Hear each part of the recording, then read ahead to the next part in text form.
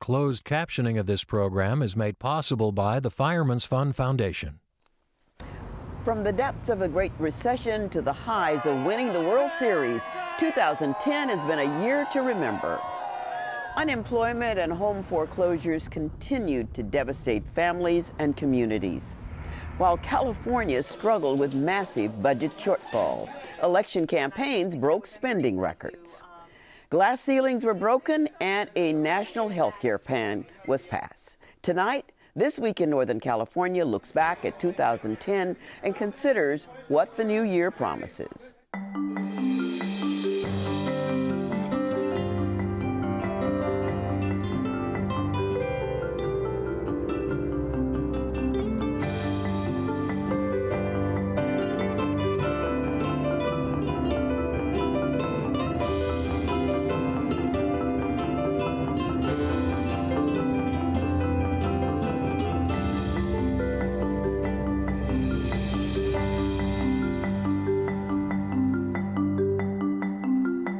Good evening and welcome to This Week in Northern California. I'm Belva Davis.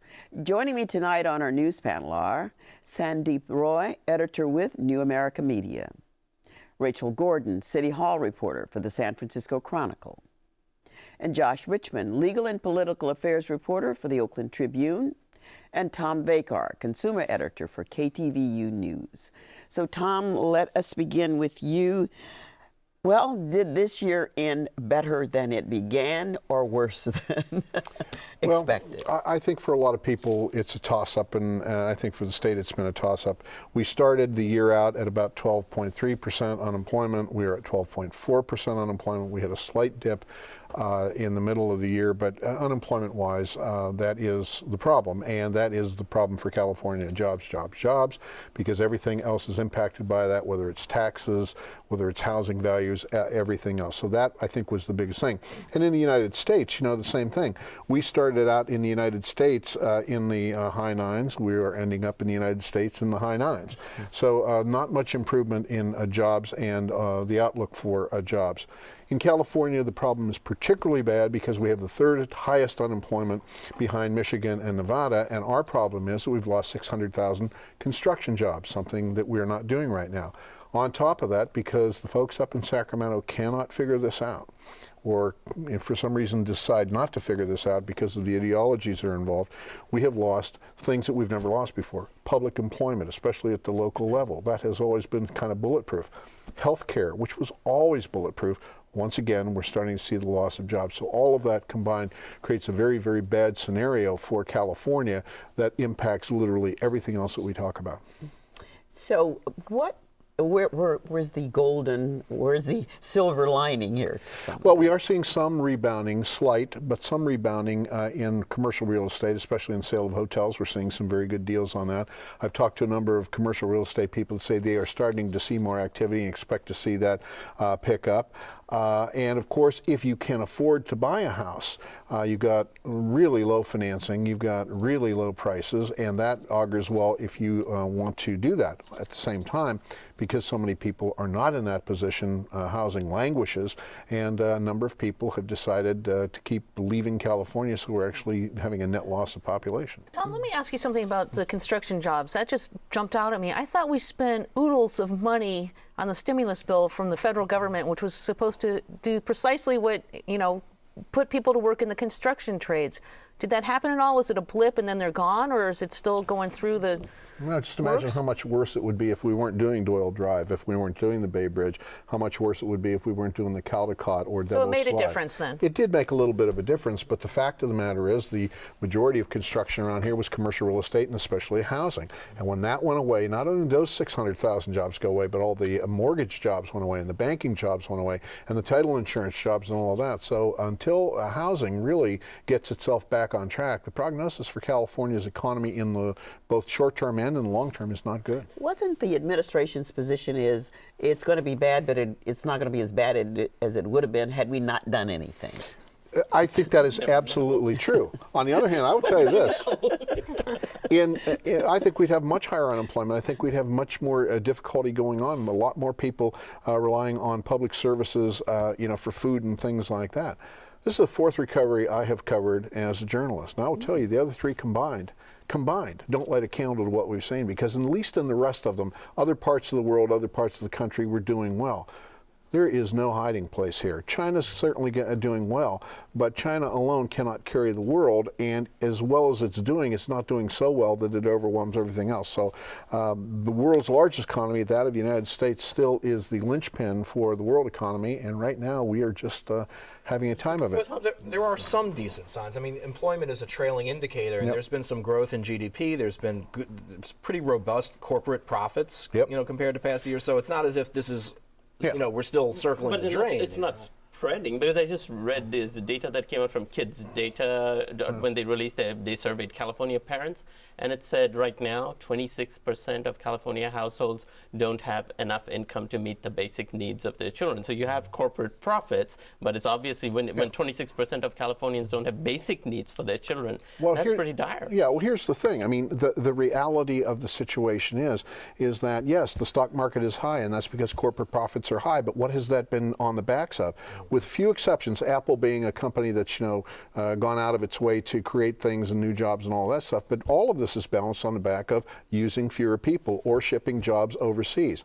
The fact of the matter is that unemployment remains the thing that, along with housing, that just keeps our economy from moving forward in any meaningful way.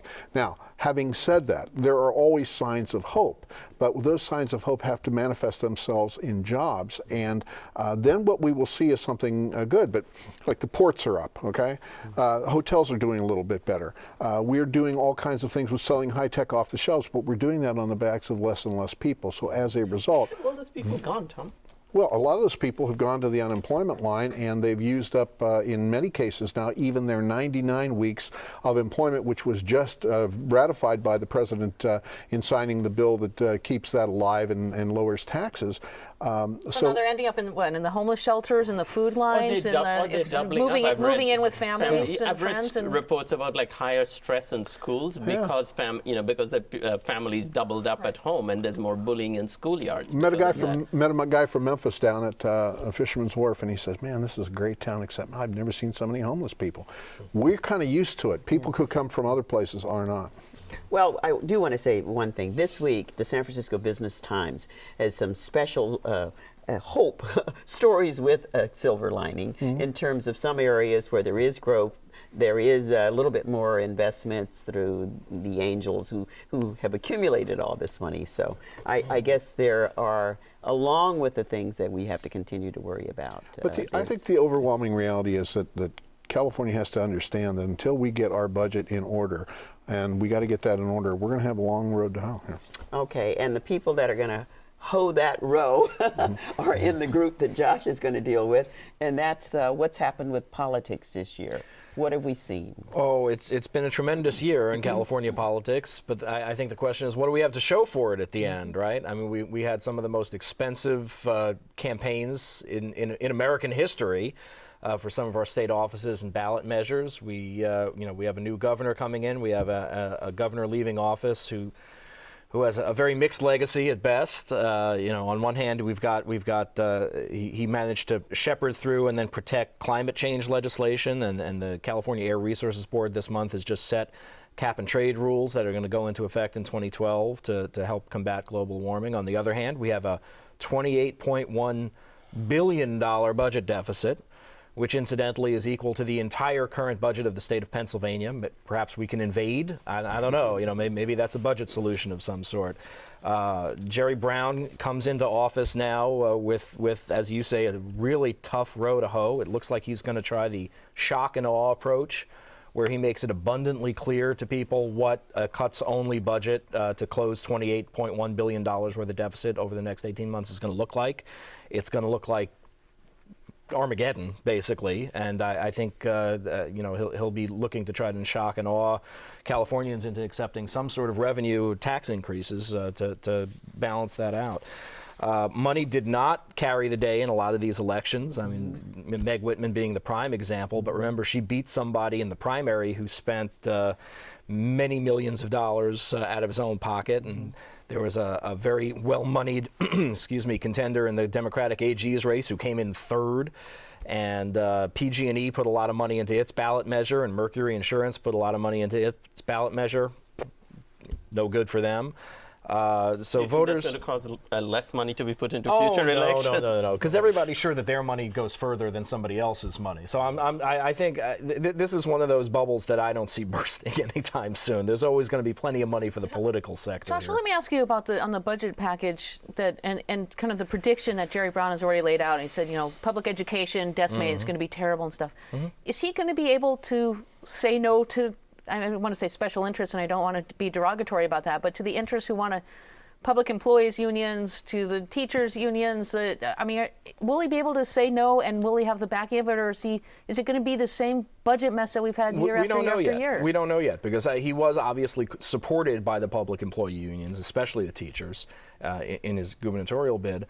And there are going to be cuts made under any scenario. There are going to be sacrifices demanded. Some people think that Californians won't wake up to a need for more revenue until they actually see these cuts taking effect, which means he's going to have to make the cuts. It's going to kind of be a massive game of chicken, I think. Who's going to blink first? Any change in the Republican stance on taxes, tax increases that you can see? Any crack in that wall? No sign that I can see whatsoever that California Republicans are willing to embrace any kind of revenue increases. And we just have it harder now with the passage of Proposition 26 to get local fees and things passed as well, where you need the supermajority. 26, how is they going to work together? Well, the voters essentially said it's okay to pass a budget with a simple majority instead of a 2/3 majority, although not taxes, just the budget. And at the same time, they make it. They've essentially reclassified things that used to be called fees or anything but taxes as taxes, which will require 2/3 votes. So the box is getting smaller, really, as time goes by, and what legislators can do. Do we have to walk off the cliff? I mean, do we miss bond payments? Is that what's going to set this thing off? How bad does it have to get before we look at this and say, regardless of what it takes, we have to fix it? Tom, I don't even want to try to predict how bad things are going to get in 2011, because I fear it's going to be a very, very ugly scene in California.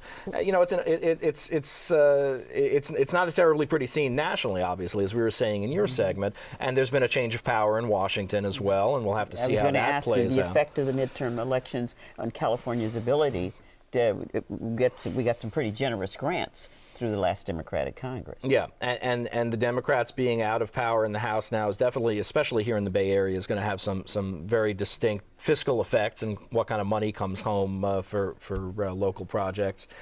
On the grand scale of things, everybody thinks that the Republicans taking over the House is the death knell of the Obama presidency. I would beg to differ. I think presidents often thrive when they have somebody to rail against, and with a Republican speaker, I think he's going to have exactly that. So I see Obama railing, Josh? Well, I think he may rail. I think there could be railing in the future. He's got somebody to be his counterpoint now, basically. His opposite number, which he really didn't have. It's hard to hold out your own party as the ones you can't quite convince of your agenda, but when it's the other guy, it's like, hey, he's being an obstructionist. Well, it happens in terms of control in Washington, and then in Sacramento, and then it gets down to the people that, Rachel, you're going to talk about. Let's talk about a nice little transition about San Francisco to Sacramento a little bit. Two of the statewide office holders who won, Gavin Newsom, mayor of San Francisco, is now going to be the lieutenant governor. He's got to figure out what he does with that job. I think he's going to have a staff of 5. Big difference, though. But talking to him about what he wants to do, I think he wants to kind of carry his environmental credentials with him. He's already talking about having electric car plug-in stations up and down the state at the rest stops is one area. The governor can do that, Rachel? Well, it depends really what the governor does. If Jerry Brown says, okay, you know what, Gavin Newsom, if you want to go and make environment your thing, have at it, have fun and let you do it. And they have a pretty good relationship. Well, that's the question. Is Gavin a protege? I mean, is Gavin going to be the underling to and the understudy to Jerry Brown? Is Jerry Brown going to nurture this? I don't think it's a protege. The question is Jerry Brown going to let Gavin be Gavin? I think. I mean, they have some common friends. Dianne Feinstein being the key one. Dianne Feinstein married Jerry Brown and his wife. Dianne Feinstein is really the mentor for Gavin Newsom. I think she wants to see both succeed. Jerry Brown and Gavin Newsom have known each other, Gavin Newsom's whole life.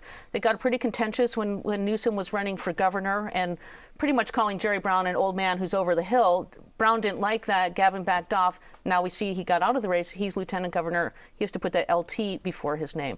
So that's going to be an interesting thing to see how he remakes himself. I want to just real quickly, the other race where we have Kamala Harris, who is a district attorney in San Francisco, is now going to be California's attorney general.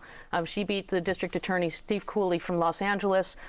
Surprised a lot of people. We didn't know for a while in that race. And she now is, I think, hands down going to be a rising political star in the national scene. I've heard, sorry, Bob, I was just going to say, I had been doing a story about Indian American politicians across the country because it was a record year for them running for office.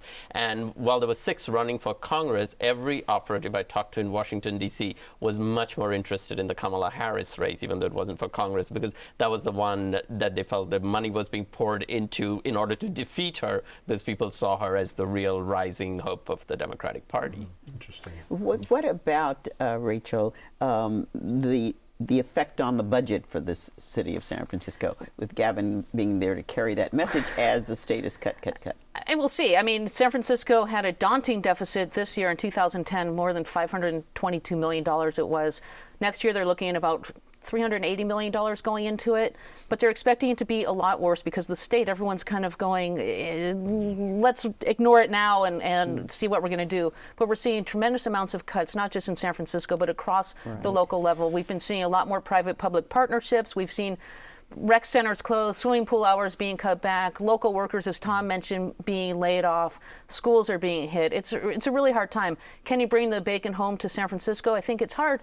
It's going to be hard for the public money, but Newsom has made it a point in the mayor's office to really kind of tap the philanthropists in the Bay Area and San Francisco to help the city. Now I think he can stretch that out to the rest of the state. I understand one thing Gavin Newsom apparently is not going to be able to do on time, or won't do on time, is leave his office, which will affect who appoints Kamala Harris's successor, which will affect who the caretaker or subsequent mayor is, which would affect the next mayoral race. There's a whole domino effect going on here, right? So the interesting and the unknown is Quan in Oakland. Right. I mean, that's an amazing story as well, and has a real story about ranked choice voting. But Ron Dellums, guess what, folks? He didn't win a second term. He didn't even run, again. But Quan came up as not the first choice for a lot of people. It was Don Parada who had that title there, but she took full advantage of ranked choice voting, being a lot of second and third choice she votes. Went to people and said, like, you have a Don Parada sign in your yard, but can you put me as your second choice? She did, and she had this real grassroots movement. I think it's going to be a new day in many ways in Oakland. I think it's going to be a tough test for her. Oakland is a very, very hard city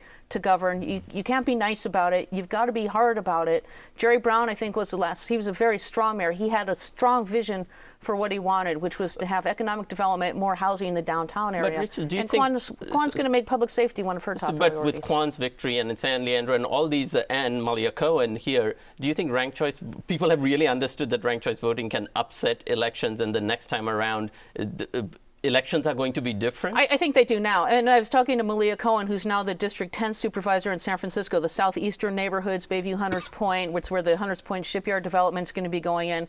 She said, people said I did this. This was luck that I won. She said it was a strategy, just like Quan. She wanted to be people's second and third choices to get enough of those votes. Which is hard for Don Paratas to go around saying, can you make me your second choice? You used to being first choice. Isn't that kind of arrogant? I mean, he knew what the system was. Yeah, we're going to see a real big test next year in San Francisco, because the mayor's office for the first time in San Francisco is going to be a ranked choice election. I think that's going to throw a whole different equation into it. We have to get to sports for a second. I want to get to sports. Not only do I have to get to sports, I'm going to save the best news for last, though. We're going to look at a couple things very quickly. The 49ers stadium, that was a big topic in 2010. Santa Clara voters said, we want it here. We want to put it next to Great America in the parking lot. San Francisco's still trying for it.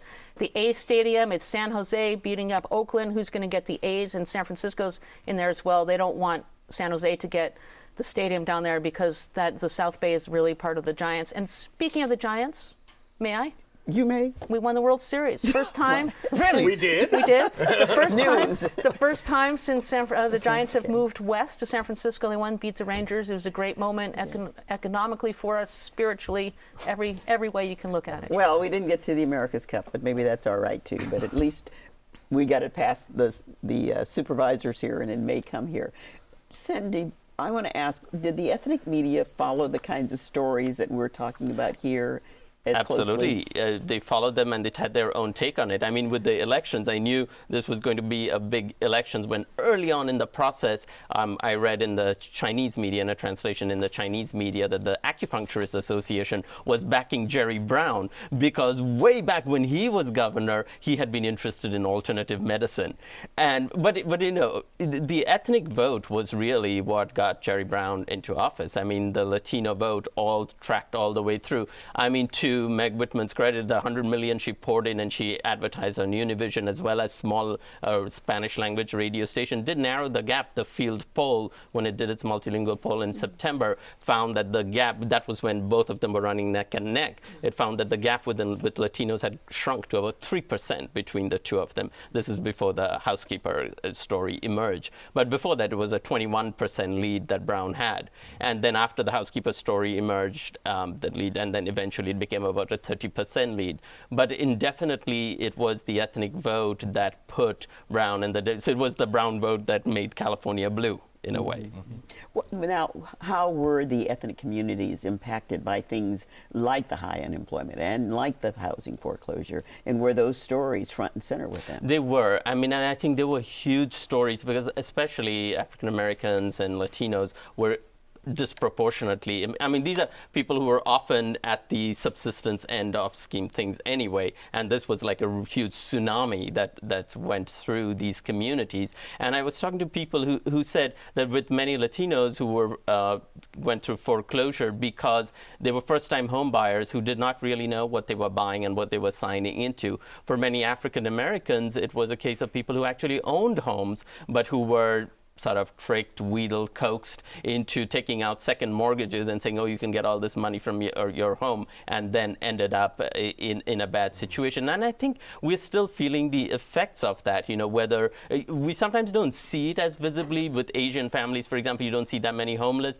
but it's because people are doubling, tripling up, families are tripling up at home, so you don't see them out on the street necessarily, but you feel that effect in schools where kids come back and they're stressed out because there are 3 families who are sharing the home with them. It seems to me that the word ethnic press, minority press, all of this, but I mean, it seems to me it's almost a useless term anymore. It just seems that there's a diverse press, but that's about the most you can attribute to it. Yeah, that is, I mean, it's the term. Nobody can find a good term for it, and especially the Green Lining Institute just came out with its numbers in its prediction, and it says by 2040, 48% of Californians will be Latino, 13% will be Asian American. So then the ethnic minority, all of these terms are going to become quite meaningless. You know, it's going to be, you know, we're just all sort of have to be, you know, it's going to be this chicken tikka masala burrito with Chinese coleslaw kind of world, and we're going to have to get used to it. That sounds good. Can I ask you just very quickly about ethnic politics? I know Jane Kim in San Francisco, she's a Korean American, probably the first Korean American elected to Yes. a large city council or Right. board of supervisors in the United States for District 6, the south of Market.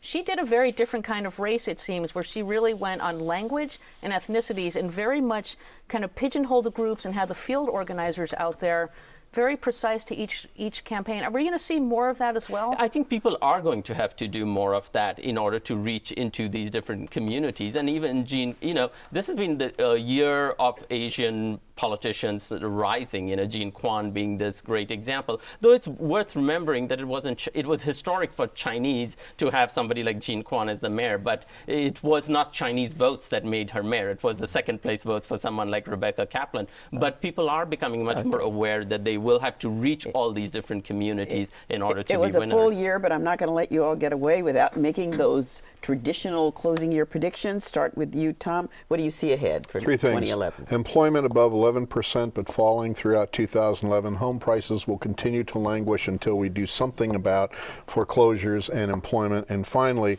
PG&E will face strict new regulations, and it will be engaged in massive activities to restore its reputation, which it very much needs to do. We got you on record. Okay, Josh, what do you predict for us?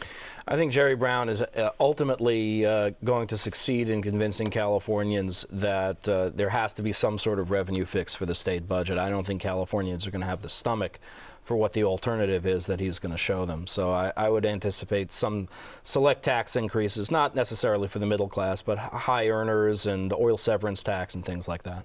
Okay, Rachel, what do you think? I think whoever gets the interim mayor's job in San Francisco to fill out the last year of Gavin Newsom's job is going to wonder why they accepted the nomination. I think the budget's going to be really bad. They're going to have to cut a lot of services, say no to a lot of people. And there's going to be a lot of people scrambling to be mayor for the 4-year term after that, so they're going to have to watch over their shoulders. The Giants are going to take it the second year in a row. Wow. Sandip, you got to really...